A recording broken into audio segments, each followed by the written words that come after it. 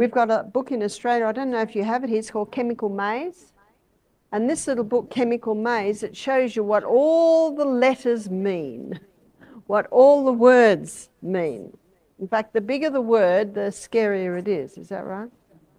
And we'll look at this a little bit later, but in Australia, there is a myth, and there are many myths, and we're going to be looking at a lot of myths this week, that the sun causes skin cancer. Have you heard that myth? And so what people are doing now, they think the sun's the enemy. They don't even go out in the sun. So now we've got another problem. It's called vitamin D deficiency. The darker the skin, the more sun that you need. And the darker the skin, the more sun you can bear. One lady said, I can only go out in the skin for, in 10 minutes I get burnt. I said, well, go out in for 5 minutes. You see, you just do it little by little. And so when Michael and I were in Bali about a year ago having a holiday, I'd go down every morning by the pool, and I didn't have sunscreen, I took my watch. 15 minutes front, 15 minutes back, under the umbrella. Is that common sense? You know, it's not very common today. And within a week, I had a tan. So I don't know what the figures are for you. If you've got dark skin, it's probably half our front, half our back.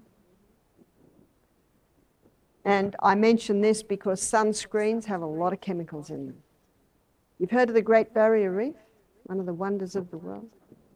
You have to go 5 kilometres out to see the Great Barrier Reef today. 50 years ago, you could see it off the shore. It's sunscreens.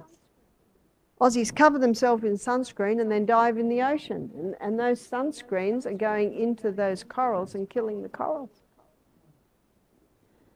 But the biggest chemical company in the world is the pharmaceutical company.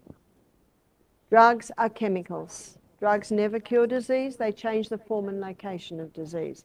If you are on medication, there is some medication that can be stopped, but there is some medication you have to ease off it slowly. And we can advise with that. Only 2 people have authority over your medication, you and your doctor. I will not tell you what to do, but I will tell you what I would do. Also mold. Mold has the ability to tamper with the DNA. If you have a look at mold in nature, you see the lichen, it splices into the DNA of the tree to reproduce itself. And mold is one of many microorganisms.